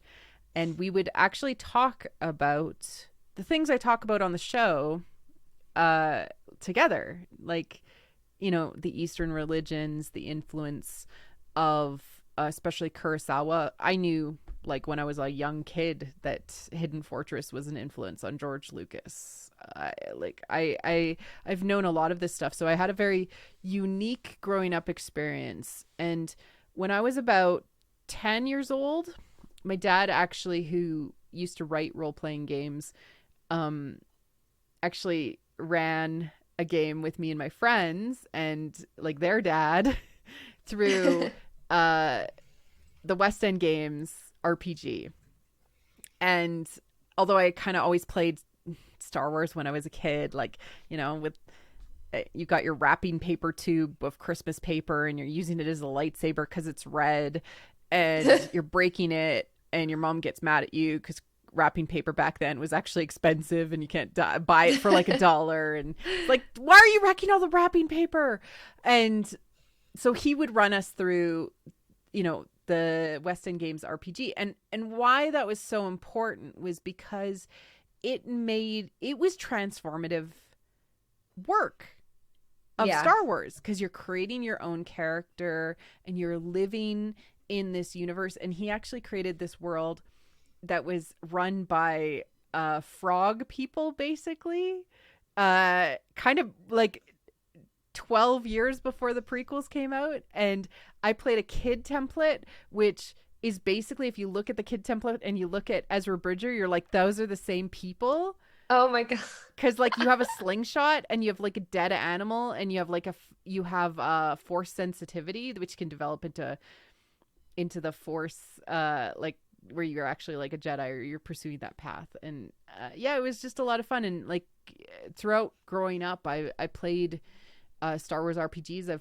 I played like the D20 version. I play Fantasy Flight. Actually, there's Forces of Destiny behind me. It's a really great way to get into the universe in a very immersive way that is personal, Mm-hmm. And I watched every movie that I could in theaters opening weekend. So when the extended editions came out, my dad and I would go and see them. And then I saw every prequel movie in theater. I saw the Clone Wars movie with my husband. Actually, Kyle Gould is actually going to be joining me for the Clone Wars recap show that we're going to be doing on the channel here and on the podcast. I don't know. It's just always been part of my life. Yeah. Forced fan. And you started the podcast after you couldn't stop talking about it, and Kyle got annoyed with you always talking about it. And he said, and I said, but like, would anybody be interested in hearing my thoughts on Star Wars?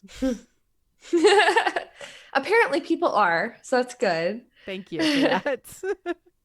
I'll give my short version. I have always been a fan of Star Wars. I always wanted to be a part of the fandom. I picked up a book one time about Luke. It was an older Legends book. I picked it up one time at a bookstore. I was probably like 10 or 11.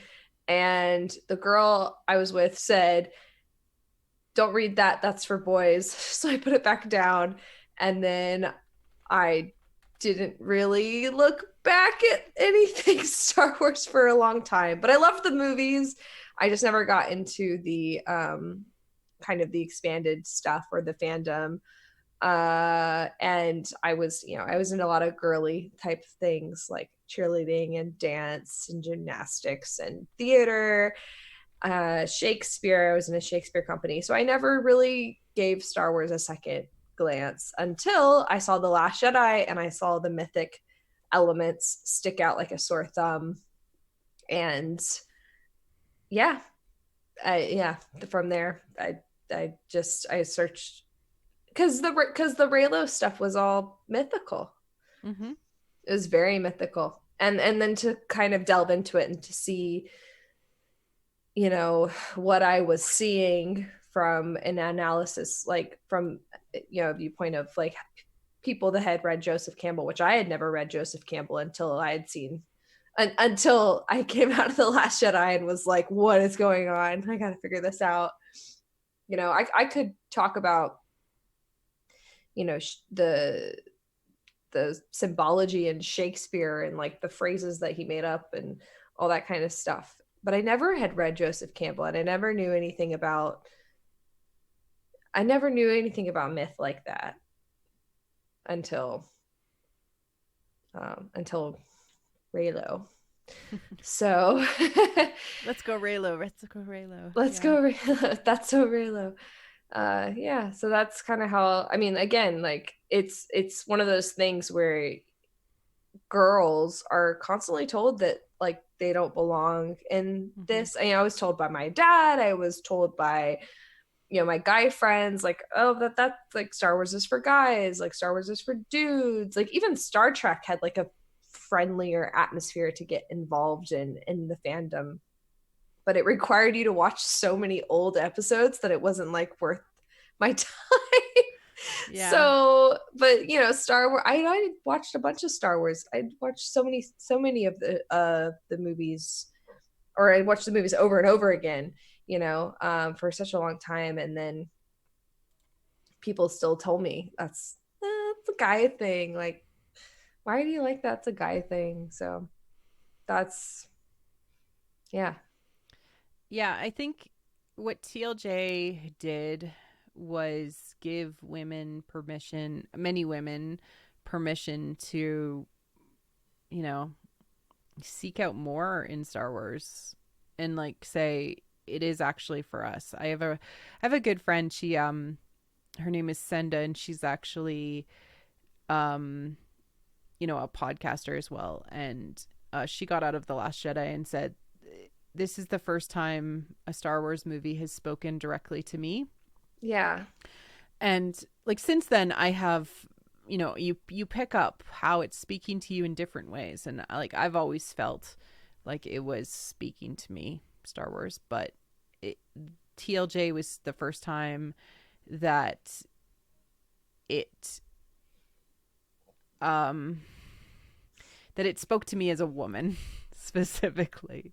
And well, it rewarded us. It rewarded us. Mm-hmm. Like it gave us, it said it planted the things that women like to see, and then it rewarded those things at the end of it. It said, aha, you see those things, you're right. You're rewarded. Yeah. And that was what was so great about reading and absorbing, like literally just like consuming every aspect of the Disney era so far up until Tross, is that it felt like everything, because of all of the thematic building, it played on itself. Yeah. Right? So you're like, I see this happening, and it rewarded you for paying attention. And now Tross feels like it has slightly punished us for paying attention. Yeah. And that's unfortunate, because I don't think that was the intention. I do not think that they wish to punish people who are paying attention to both the story and the thematic elements. Like I was getting doubly rewarded because I'm like, hey, I recognize that Easter egg, or I recognize that character, like Ransom Casterfo coming back in, Rebellion Reborn.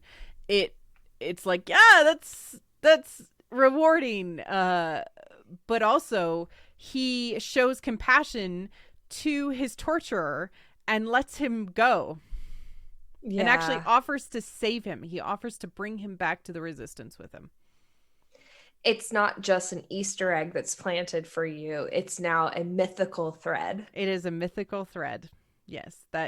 And if you follow those mythical threads. Maybe it's like, who's the one? It's like, there's of the Fates, the one that cuts the threads. That's what it's going to be called. I'm going to work up a tweet thread on this. Good thinking. Yeah. The one that cuts the threads, because there's Clotho, Lakitas, and trying to remember. It's like apropos or yeah, that sounds right. I'm bad with names right now. Better than I am. But no, that's exactly what it is. She cuts the threads. So we have like the Fates that are like intertwining these mythic threads and these thematic elements. And the fact that they're cut short before, say, fruition says something. It's not the Chekhov's gun. It's, Atropos, yes. Sorry. Mm-hmm. Thank you, Skyla. Okay, so what would be your lightsaber color? This is one from Aaron/Lillian Leather again. Mine would be pink. Yar. I like blue. I like the blue lightsabers, even though that all of Tross was basically blue. Blue is my favorite color, and I Like, you love feel blue. bad about liking blue because Tross is blue. It kind of makes you sick of blue for a while, like being on Facebook too long. Would it be blue, like sky blue, like light blue, deep blue, Oh, my or like favorite turquoise? blue is like basically a cyan color. Blue. Cyan. Cyan. A turquoise. Turquoise. That's Yeah. different. That's not cyan. I like the blue that the lightsabers are. I'm so boring. Nah, you're not. That's very you. It's very R2D2. R2D2 and Force Ghosts and all the Yeah. blue, except Trust overdid it. I had to like take a blue break. I bought like a red jacket in denial of all the blue.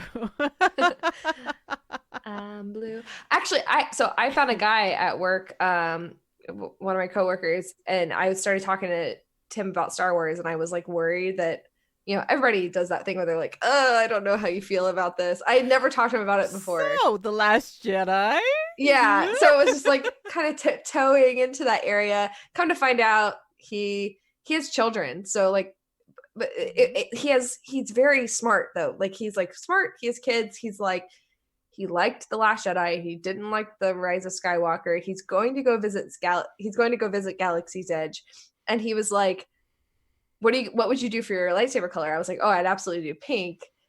And I was like, what would you do yours? And he's like, oh, I'm going to do purple. And I'm like, Yeah. You're going to do purple? And I was like, why? I was like, is your favorite character like Mace Windu? Like as a joke. And he goes, no, I think it summarizes what I think that the end of the saga should have been. Oh my God, he's like, a Reylo! And I was talking to him about it. He had no idea like the Reylo thing was like that big of a deal. Like, he had no idea. He literally just thought that he knew the significance of, the purple was everywhere in the branding. Yeah. Like, that makes He was sense. like red and blue coming together. Yeah. And he was like telling me, I'm like, dude. And if anything, like he's a fan and he reads stuff online, but he's not deep in the fandom enough to know how big Reylo is to like a certain sect of the fandom. So I feel like it was just very interesting to me to hear that I come think from that's somebody something like that we that. forget, like especially being like heavily involved in and being public fans. Like that's what it is to be online, part of the discourse, the discourse. Is that like we forget that like the general audience may have seen it coming. Yeah, he's a secret Reylo. The closeted Reylo. Oh no, he's just like a general audience Reylo. Yeah. GA Reylo. A GA Reylo. Yeah. Megan said Borahay. Borahay. If you think you're a Reylo and you know it, clap your hands. Oh yeah. If people don't know, so Borahay in Korean is I purple you, and it's what people who are fans of BTS, the BTS army, it's what we say, because one of the members basically created it. So Borahay, Purple Hearts, that's a big like army thing, but it also happens to be a Reylo thing. Yeah. So yeah, it's kind of a fun little intersection for us. Reylo. yeah, accidentally Reylo or accidentally BTS army, depending on which side you're coming from. I mean, and like we should really get into this at some point. We're gonna do an episode, I know, Ty, probably after Map of the Soul 7 comes fully out, like all of the releases and everything like that. We're gonna talk about Zeitgeist and BTS, because pretty much everything Ty and I have talked about in our Power of Myth and Symbolism episodes has been covered by BTS. Yeah. because we're talking about the myth and they're talking about the myth. Hmm. And Star Wars was talking about the myth. And I think they're still going to talk about the myth. But the things that we said are still important. And we might have to just reframe them into kind of when we see them, like little packets of information so we can compare them to BTS. Because I think it'll just be like a really, really interesting discussion to say, this is how you see it in other fiction and what we saw and what we have seen. Yeah. Yeah.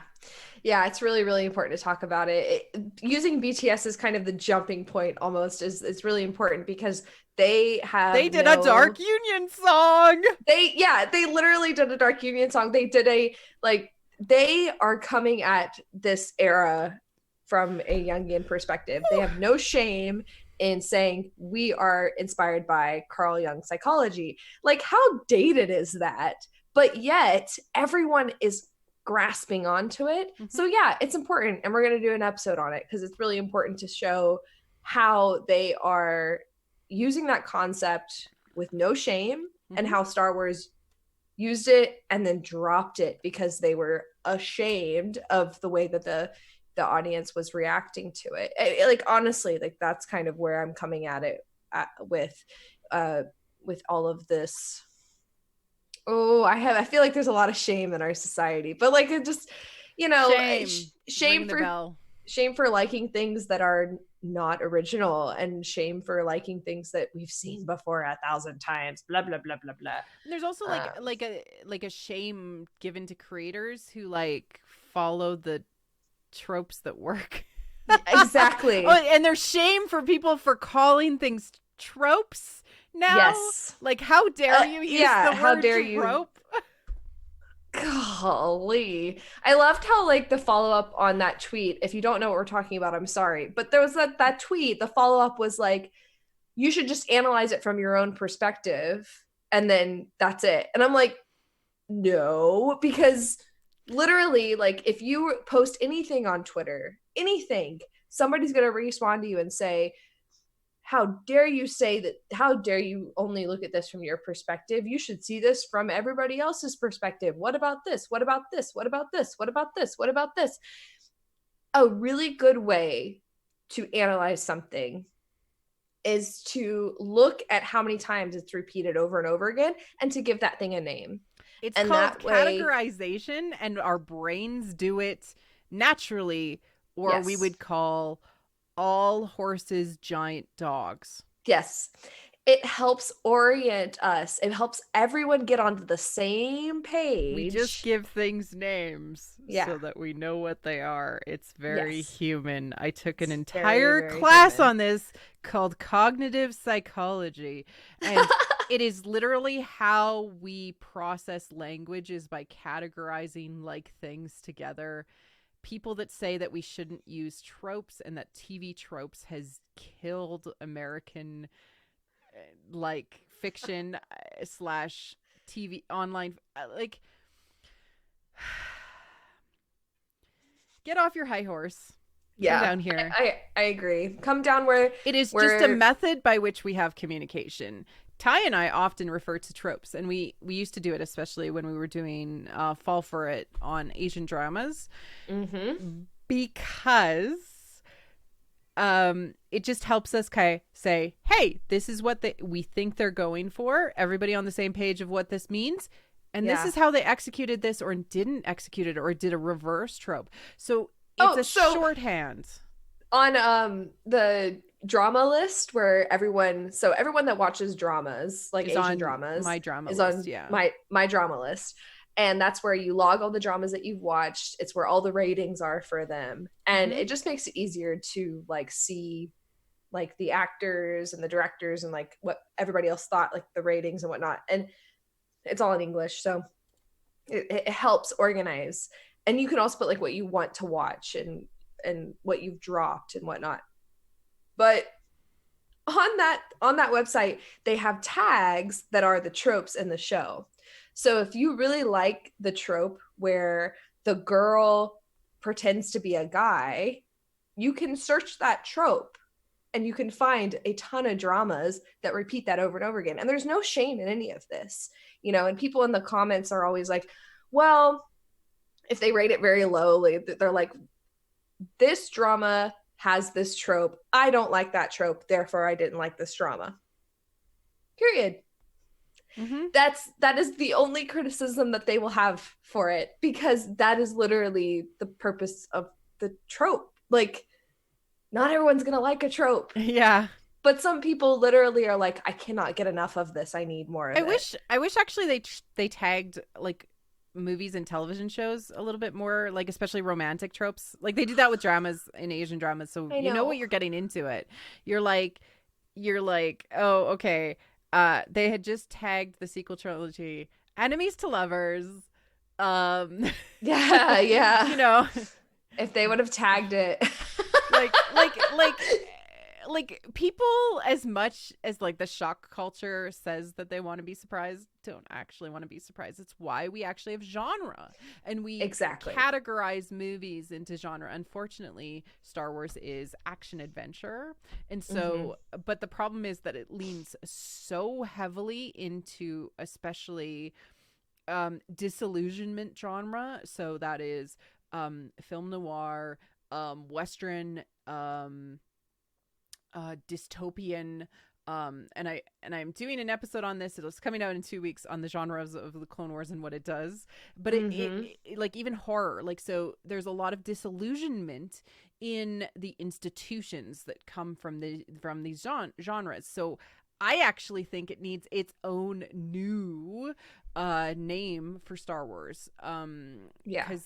Or it should have more tags associated with it, because action adventure does not slash sci-fi doesn't fit Star Wars, because it uses all of these other genres. And Western, when they were like, oh, Trust is going to be a Western, I was like, yeah. huh. Yeah.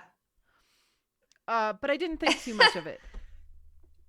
Now it makes sense. They need, Western media needs to get over its shock appreciation and just be like, oh, people lean into things that they like. What? Yeah. People like things that they know are going to end in a particular way. What? People get super disappointed if it ends in a different way as a surprise. What? Yeah. Oh,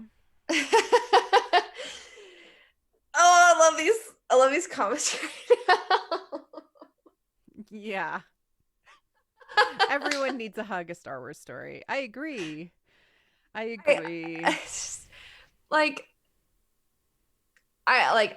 am so done with this idea that we all like, okay, there's two different sides of it, right? Because there's the fanboy side, which has been around, or which have felt like they are the established fan group. They've been around for longer.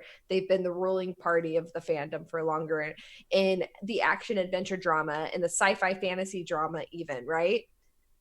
Like the boys, the fanboys rule.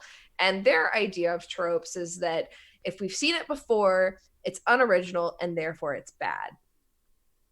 So Disney era repeats the story like endlessly. Right. And they're like, but they did it in a cool way and it was executed and they're fine correctly. With it. Well, they were like, if it's executed well and it was executed well, therefore I like it. And I'm like, dude, like it doesn't line up correctly in my head. I'm like, you're just going with the flow. You're going with whatever majority of people like. To me, like, that's how I see it. And of course that's what a lot of them are doing. But then the other side of it is the younger generation, which we're seeing a lot of young women specifically are saying that you cannot have controversy, you cannot have conflict, you cannot, like, everybody, any hero has to be good and pure and perfect, and they have to make the right decisions. They have to seek out the right things. So it's crippling our media in a weird way where you can't explore the darkness. You can't explore the dark sides of yourself, even in a metaphorical way, because if it's a metaphor, it's going to be based on a trope, which is going to be unoriginal. And then if it's literal and not metaphorical, then it's going to be something you can't do. Like, you can't do that. You can't show that, you know? So, yeah, throwing Rey into a tree is a literal but also metaphorical thing, right? It's literal violence, but it's also metaphorical violence. You can't do either. You're pissing off two sides of the fandom. Yep. You literally can't tell the story. How dare you tell story, Ty? You literally cannot do enemies to lovers with these two extremes looking at the story. Like, all right, I'm done ranting. It was a beautiful rant. I loved it. It's so annoying. And this goes back to like one of the points that we made when we first started doing this pod together. We started talking together, which was fans don't know what they want. Yeah. Creators need to stop listening to them. Yeah. They need to stop thinking about, how am I going to give people what they want? One of the things that JJ kept saying on the press tour was, no, not every fan is going to like this. Not every fan is going to like this. And I'm like, well, no shit. Not every fan's going to like this. Like, of course that's how it is. Why does he keep saying that? Yeah, it was a weird choice to say that. It was so weird. Instead of actually framing it for us from his perspective, why did you make the choices you made? He didn't know why he made the choices he made, because he was actually thinking about the fans while he was making those decisions. He just didn't realize that that's what he was doing, probably because he doesn't like to self-analyze. I'm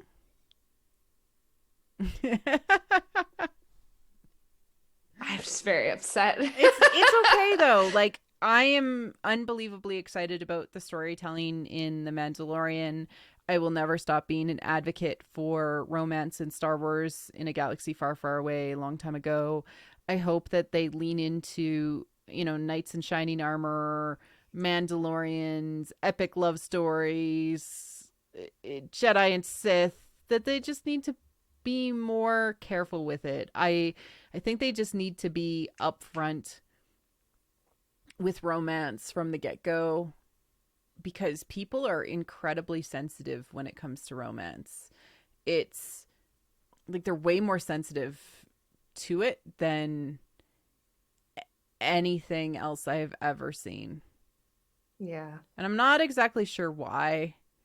Maybe it's because romance is so guarded and judged, and if you don't do romance in the right way, what does it say to our little girls?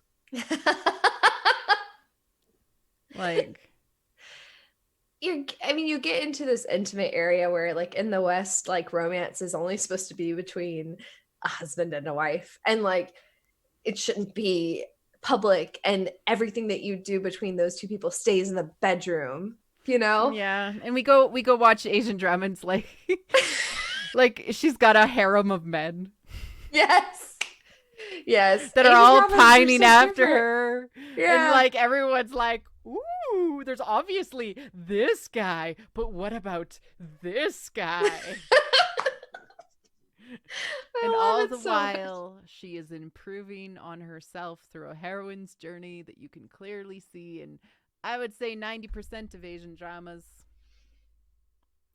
And if they want to get the rest of the world to come on board with the galaxy far, far away, they need to open up to romance. It is something that sells elsewhere in the world other than North America really well, and actually would sell in North America really well if they just leaned into it.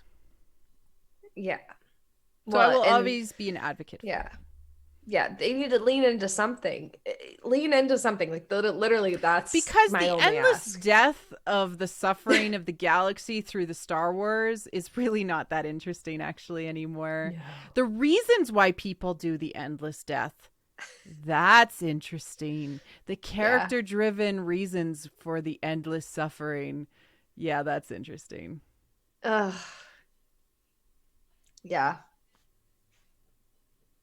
Yes. It is what it is. We are where we are. We plan on doing more of these. Again, monthly. Thank you Yeah. for all coming out. My face is tired from like smiling. Mine So, too. oh, Hmm. yeah. This is a lot of fun. It was a lot of fun. Make sure to like the video if you hung out with us. That was amazing. Subscribe if you're not already subscribed. We're going to do these monthlies. The podcast also releases on the stream. I'm going to see if I can rip this one and put it onto the podcast, so it's like a little bit of a cross pollination between the two sources. Mm-hmm. Monday's episode is on the multimedium is the message, and then I'm covering genre in the Clone Wars. After that, I'm taking a little mini break of a week, and then we're starting our Clone Wars recap. We're starting our Clone Wars recap show with Kyle Gould, my husband, who I saw the Clone Wars movie with when it came out in theaters at my local theater. It was one of the first Star Wars movies we got to see together, and we have a lot of fond memories of the Clone Wars and watching it together. And I'm really excited to see season 7 and talk about it with him. And he's one of the smarter people I know, so I'm really looking forward to having a discussion, because he challenges me in like a way that like none of the other guests challenge me, because I don't know, it'll be interesting. Yeah, it'll be very interesting. Excited for that. Yeah. So thank you again for coming out, and we will of course let people know when this is when the next one is coming out and who's going to be on it and everything like that. So yeah, thanks again, everyone.